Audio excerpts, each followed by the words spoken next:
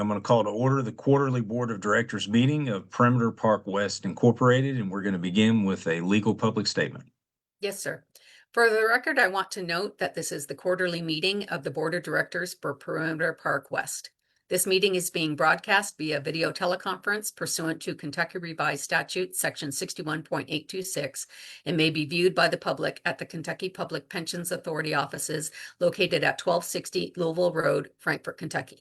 It is also being broadcast to the public via Facebook. I ask if you are speaking and not appearing by video, please identify yourself before talking. In the event the video or audio broadcast is interrupted, we will attempt to reestablish a connection.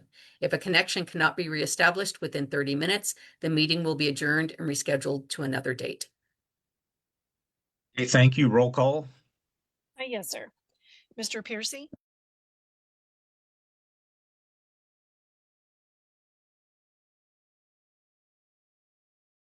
The next item is approval.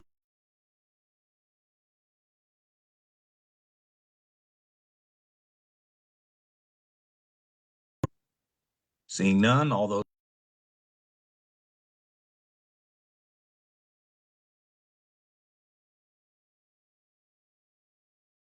here.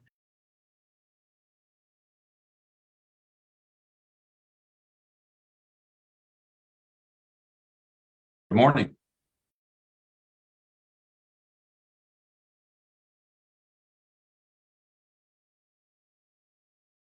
Here to review the June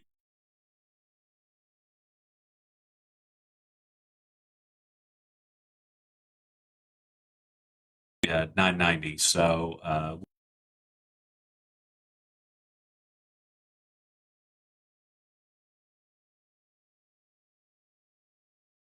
remind you that these statements are in draft.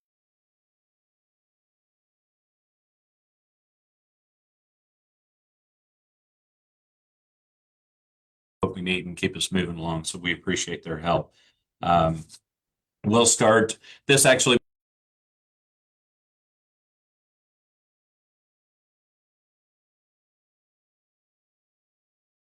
Two or three more pages down. There we go. And we'll start.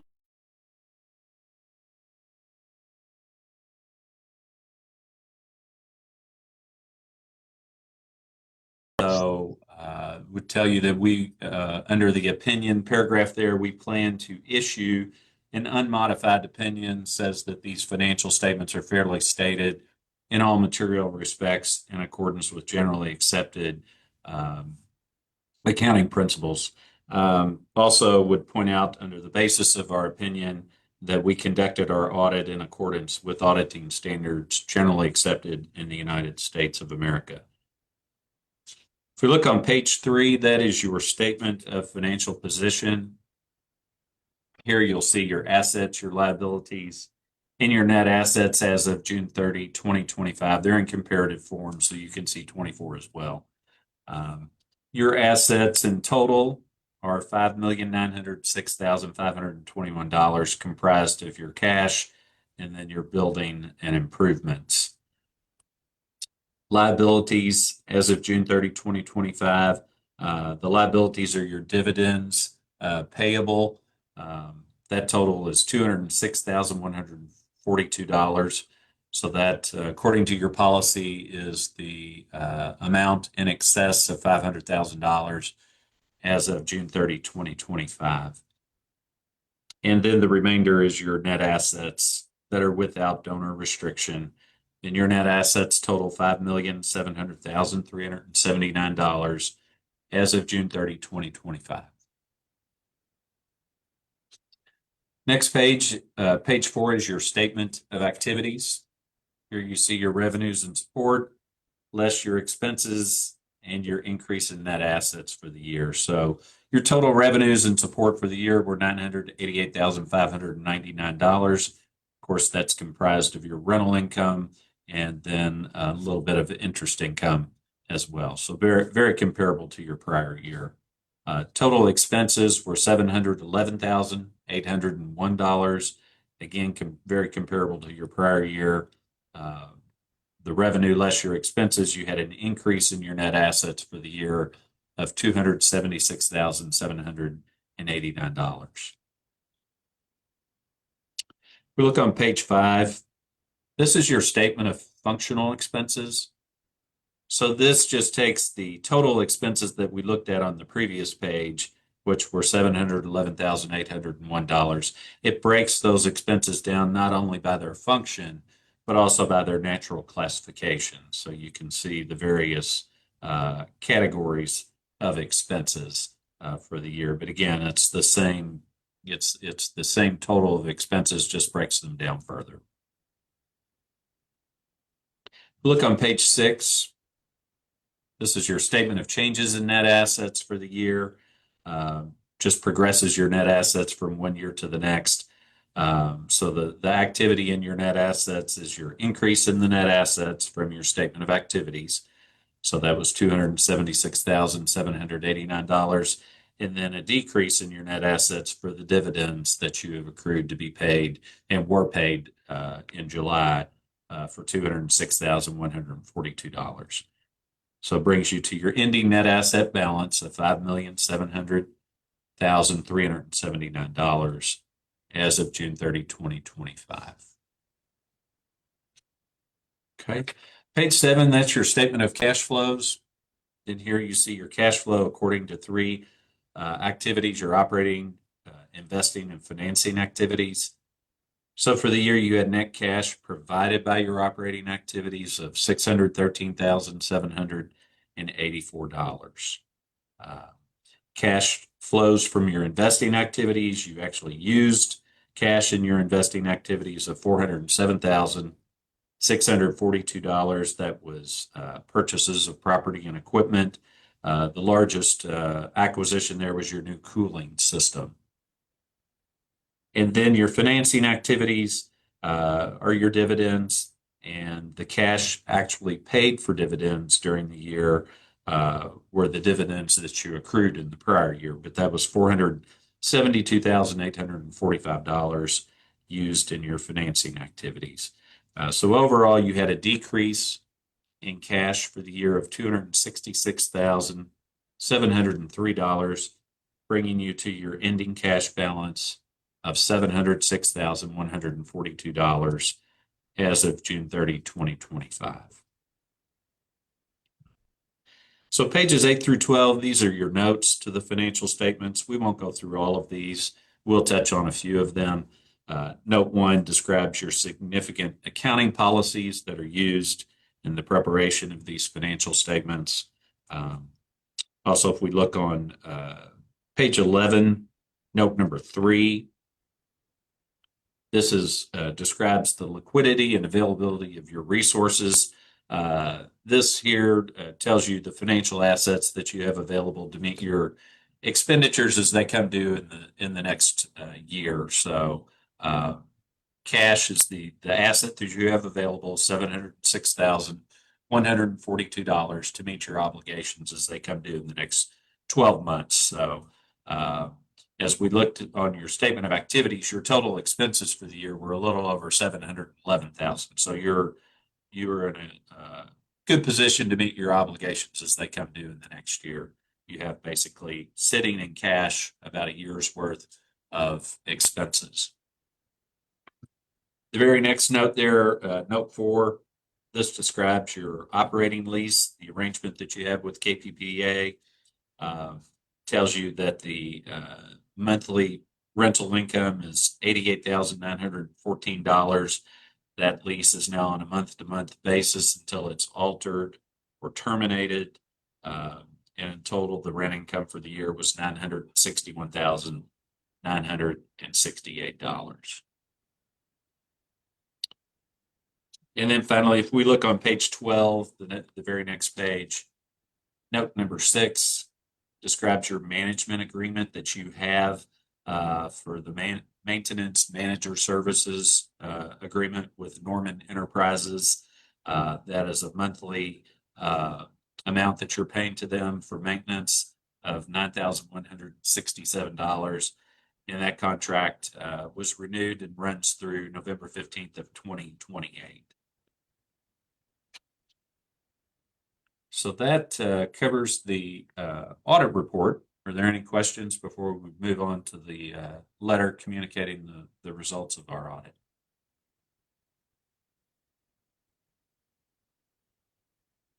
No? Okay. Well, I'll move on. Actually, the letter was the first 3 pages. We have to go backwards a little bit. Sorry, I've got us out of order a little bit there. So this is a letter just communicating the results of our audit. A lot of this information is things that we just went through in the audit report.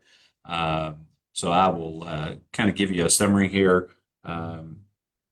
Professional standards require that we provide you with information related to our plan, scope, and timing of our audit, and we communicated that to you in our engagement letter at the beginning of the audit.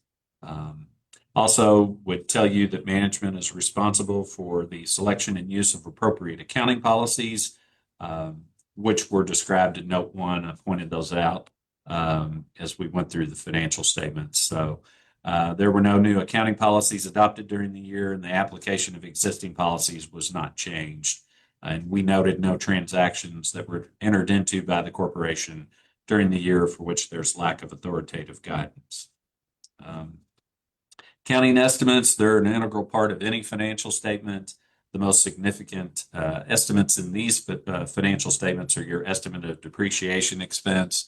That's based on the depreciation method you're employing and the estimate of the remaining useful lives of those depreciable assets. So we evaluated the key factors and assumptions that were used in determining that they were reasonable in relationship to the financial statements taken as a whole. Also, certain disclosures in your financial statement are significant.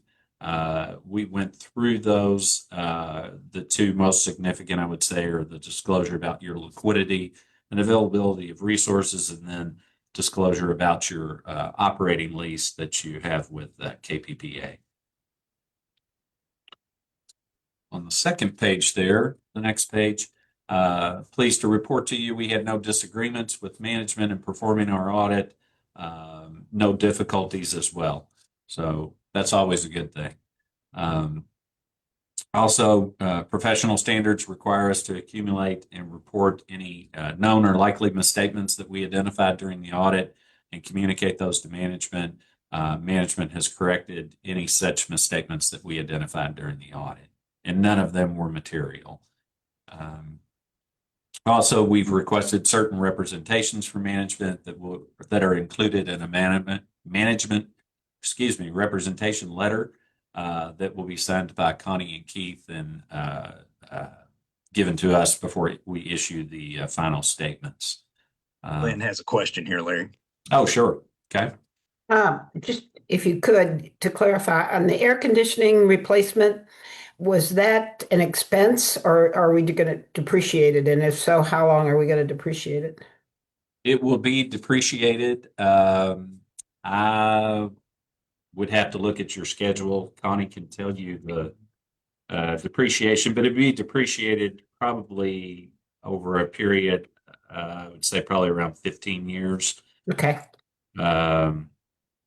Let's see, your building improvements, I'm looking back at your notes. Building improvements are depreciated between 5 and 20 years. So probably that would be somewhere 10 to 15 years, I would think, that you're depreciating now. But yes, it's been capitalized. Thank you.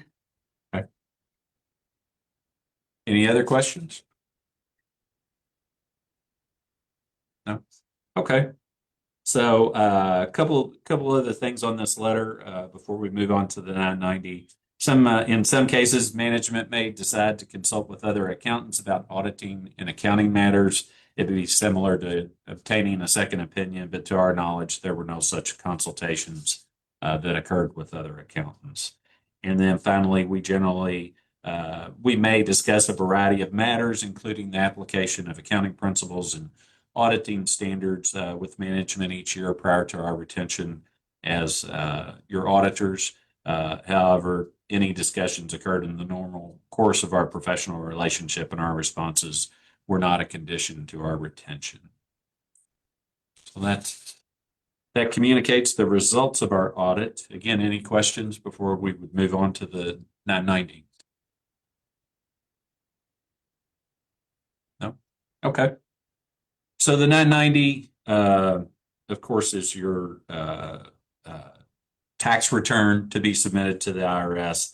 The 990 is due by November 15th of this year. It will be electronically filed, submitted and filed. So largely, this is an informational return. Lots of information you're communicating to the IRS. The numbers that appear on this return are the exact same numbers that we just went through on the audit report. So, I won't go through in detail on every page of the 990. Like I say, it's largely informational. I would encourage you to review it before it's finalized. In particular, page 6 of the 990 in section A contains questions and information as it pertains to the governing body and management. So you may want to review that as well before it is submitted. But like I said, it is due by November 15th, and we will electronically submit that. So there is an extension that's available, but given that you're reviewing it now, I don't foresee that you would need to extend the return. So we should have that filed by the due date. Any Okay, thanks, Larry. questions? Yeah, that's what I was going to say. Any questions or comments for either the financial statement audit or the 990 tax return? Looks like none, so I'll seek a motion to adopt the fiscal year 25 financial statement audit as presented. So moved. Second. Any discussions? Seeing none, all those in favor? Aye. Aye. Any opposed? And that motion is adopted. And next is I'll seek a motion to approve the Form 990 tax return and direct the chair to sign and return it to the auditor for filing with the IRS. So moved. Second. Any discussion? Seeing none, all those in favor? Aye. Aye. Any opposed? And that motion is adopted. Larry, thank you very much. Okay, thank you. I'll work with Connie to finalize both the report and the tax return and get those issued. So, Okay. thank you Thanks all for again. having me. Okay. Mr. Piercy, before you go on, just for the record, I wanted to clarify that when the board voted on the minutes, there was 2 sets of minutes. They were from the same date, but so the board approved both the annual shareholder meeting minutes and then the regular board minute meeting. I think I saw that and failed to mention that. So yes, we were voting on both sets. Okay. We are up to the building maintenance projects. Ann and Rebecca are both listed for these. Yeah, I'll go ahead and take them and just want to say good morning. So we've had a busy time. As Mr. Gumbel pointed out, the largest expense this time was the ups and the HVAC install for the server room update, which was the Liebert system, and everything was smoothly done. It was completed by the end of the fiscal year. So I did include a picture in case you were curious. The only thing that's not pictured here is also the condensers that were added outside and replaced. It's a separate part of that overall thing, but everything went very smoothly. It was a project that was done between PPW and KPPA in coordination with Chris Johnson and some of his crew. It went very well. Also, at the end of the fiscal year, we performed our annual just updates and monitoring of our fire systems. We also had a 5-year internal pipe inspection that was due, which was completed. And I've added that right after this piece, just for your review. It's done by Landmark. Everything was fine. What they do in that is they test the main coming into the sprinkler system. What they're looking for in our internal pipes are any kind of corrosion or any kind of organic matter that may build up. So they'll flush the systems, make sure everything's working fine. And that was fine. Everything went well. We've also had some HVAC updates. So I included a picture of that. So you could see kind of what that looks like. It's kind of neat when they replace a large HVAC system. Also, what I wanted you to see in that picture is just the condition of the roof. If you keep going down a little bit, what I want you to see is kind of that grime that's on the roof, and that's on top of building A. Um, we've had several leaks, and so in order to diagnose where they're coming from, we've hired a company, Spray Tech, and part of the process is they clean the roof, and then they use an infrared scanning. It's really neat. They get a drone up there and take pictures of it, of the whole roof. So they were able to diagnose where the leaks are coming from. Because we have a flat roof, it has several membranes. The top layer is rubber, and then what happens is it allows, if you could have a little tiny prick in the rubber roof, but because it's flat and there's multiple membranes, that water can travel before you see the leak from below. And so we're researching the best way to fix these. Donnie has temporarily patched the leaks, but we need an overall fix. So that's something that I put as upcoming. We're still diagnosing and looking at quotes. We're going to have to gather quotes. It probably will be one of our, a larger expense. It's going to be probably more than a couple thousand just to fix those. So I wanted to bring your attention to that specifically. But as far as past or prior projects that we've been working on, annual inspections, we've replaced some, we had to replace a fire hydrant that was leaking. We've replaced we've had some issues with a power surge in building C that was unexpected. Um, kind of those things you can't plan for, but you just have to deal with. So, does anybody have any questions about the projects that were completed during this period? Hey, Pretty Sherry, will you look at the roof picture again and roll to the bottom of that page? The red indicates the number of places they found water. right. There's quite a few roof Mhm. issues. It's Yeah. flat roof, that's less than ideal. But I just wanted you to see the red indicators, which is indicative of the number of issues we have on that roof. Yes. The other thing that she said that we have learned is our sprinkler systems have been grandfathered in to this code. If we did major changes in the building, they would no longer be grandfathered and that would have to be corrected. It's adequate. The people are not worried about it not being safe or causing us any kind of significant issues. It's just something to be aware of. If we decided to do anything significant to the buildings, we would have to replace the fire suppression. Yes, that's correct. So, okay. Any questions about anything so far? Okay, so the only thing in upcoming would be just the roof as we try to deal with that. Um, we did have several alarms that went off in June and July. It was concerning water flow. So we have, as best we can, fix that by changing. If you scroll down a little bit, you're going to see that red little box added to our system there. And that's for fire suppression. That's alerting us when there's a change. What used to be a pressure change. So if you had a fire hydrant down the street, it could change your pressure on your pipes and therefore it would send out an alarm. This is a different system. This is a flow meter. So if it has a timer. So if it's an extended amount of time, not just a little pressure, it will alarm. So this is considered an updated method of tracking that. But so that's been changed this period as well.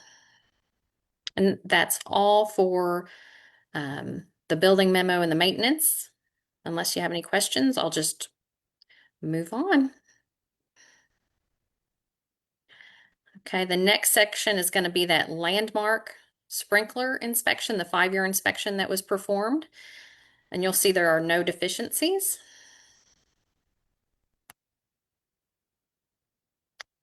Any questions on that? Okay. And again, none of this needed a vote or any action. I just wanted to bring it to your attention. Thank you.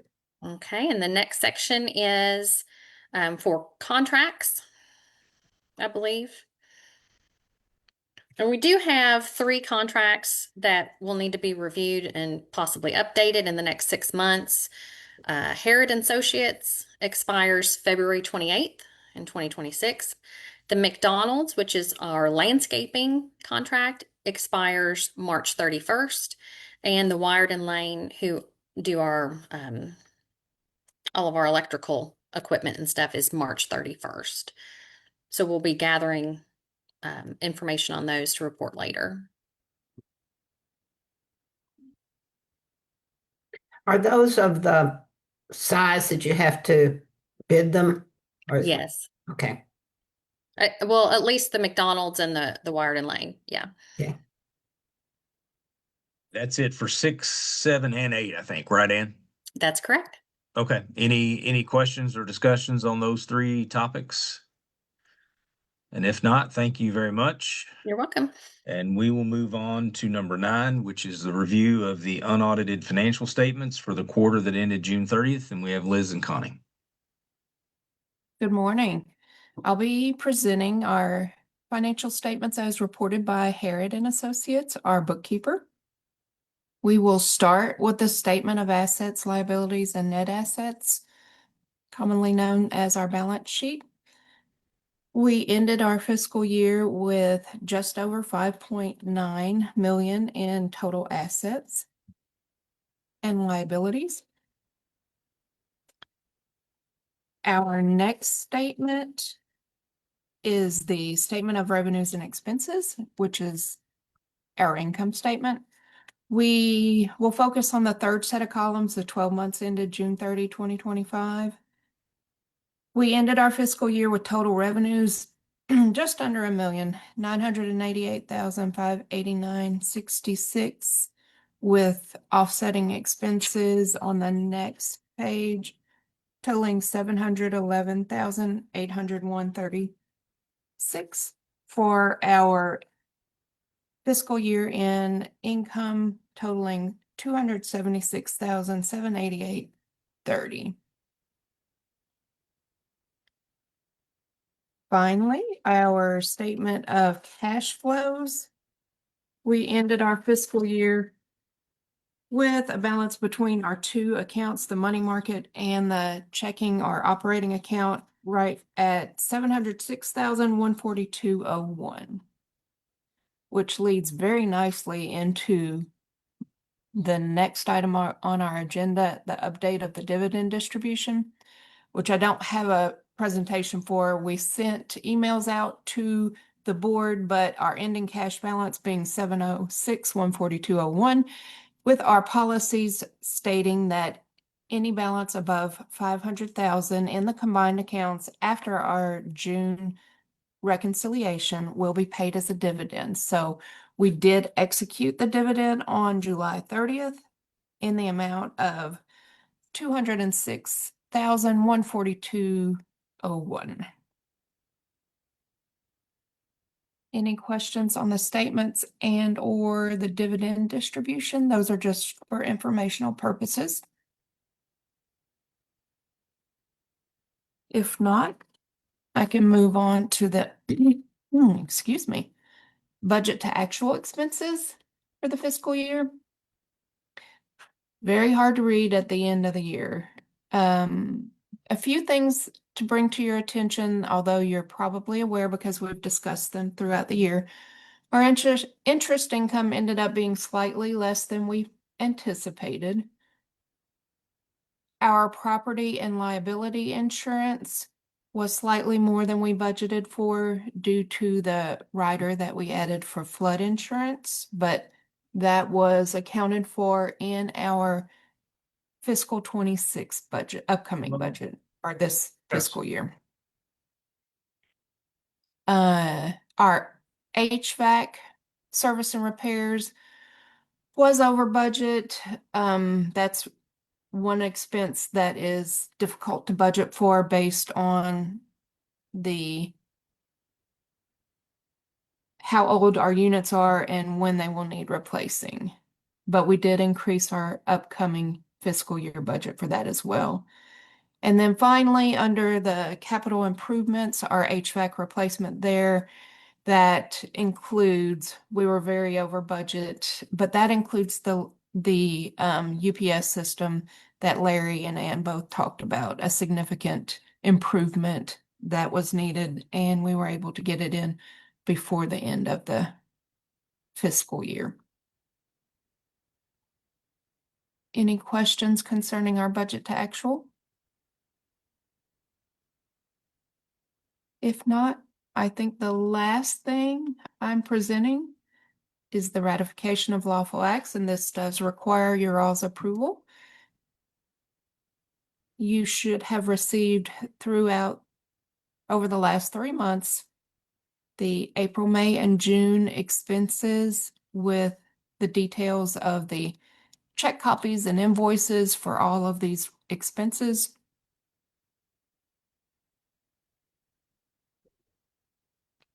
If anyone, please let me know if anyone has any questions. Lynn?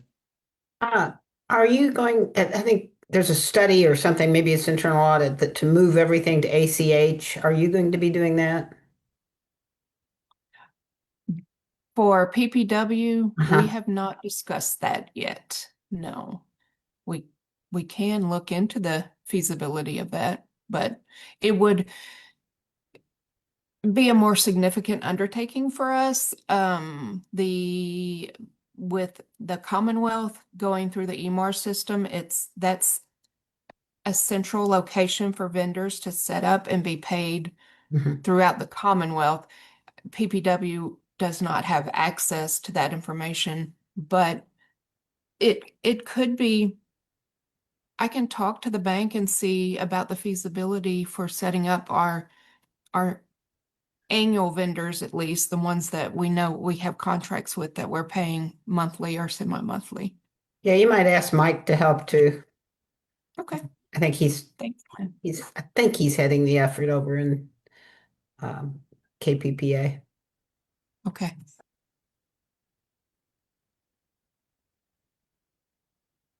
I just, Liz? the reason I'm asking it is there appears to be a growing amount of fraud of people finding checks and taking checks and modifying them to be, Yeah, yeah. So ACH at least avoids that opportunity. agreed. Better challenge. Fortunately, that hasn't been an issue for us, but I agree it's getting worse. Anything else, Liz, on the acts of the officers, directors, and agents? No? No. Okay. I'll seek a motion to ratify the lawful acts of officers, directors, and agents of PPW for the actions taken since May 13th, or since the May 13th Board of Directors meeting. JT, why don't you take So moved. and second it? So moved. Any discussion? Seeing none, all those in favor? Aye. Aye. Any opposed? The motion's adopted. Thank you, Liz. Thank you. We are up to other business. Rebecca has something to bring to the board, but before she says anything, this is her final meeting with us. She's heading off into retirement October 1st after how many years, Rebecca? 31. Wow. 31 years. Well-earned retirement. I've really enjoyed working with her and getting to know her. I wish her nothing but the best of luck. As I told her on the phone yesterday, she's going to have a hard time figuring out how to invest all that extra time she has here in about 3 weeks. But something tells me she's going to figure it out. Yeah. I have 2 granddaughters. They'll figure it out for me. Yeah. Oh, thank you. I appreciate that, Keith. That's very kind. I want to thank the agents on this call. They do all the real work. I just kind of oversee that a little bit, but Connie and Liz and Ann and Vicky and Andrea and Donnie, who's not an agent, but they do the real work, and I appreciate them very, very much. We do need to talk about my access and ending all the appropriate things. I can co-sign checks, so we will end that pretty soon. We're going to get through the 15th round first, and then we will end it after that. Connie and Liz will take care of that, and I will make sure it gets done. The other thing we need is a PPW agent for we're calling them executive agent just to have a name. And we talked to Ryan and to Keith about that, and both of them agreed. Aaron Surratt, who's our executive director, Office of Benefits right now would be a great person for that, and she's agreed. So Erin is going to serve in my place going forward.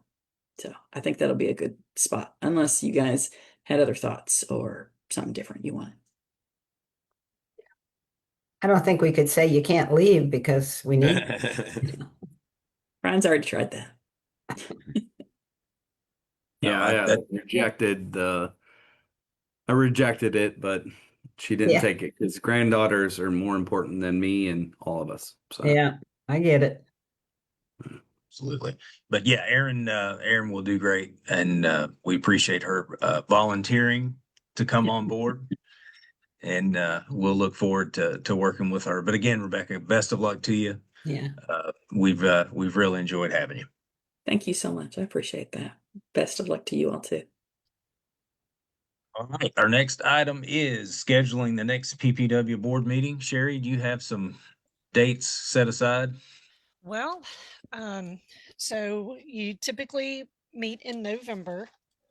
So right now, there's a lot of November meetings, as well as we have some holidays thrown in there.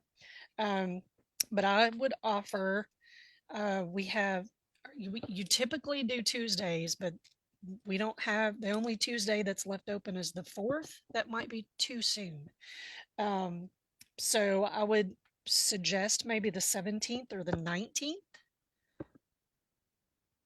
Okay, the 4th looks like it's also Oh, it's election election day. day. Yeah, I forgot to mark that off my calendar. So no Tuesdays are available. Okay. So what were the two dates? I'm sorry, 17th Maybe the or 19th? 17th or the 19th. Okay. Yeah. It's either a Monday or a Wednesday. Okay. JT and I have audit committee on the 18th, Correct. so I think the 19th would work. At least, I don't know about JT's schedule, but at least didn't conflict with the audit committee. So JT's the 19th work for you, Wednesday the 19th? I'm looking for my calendar. Okay. All right. 10 o'clock, Sherry.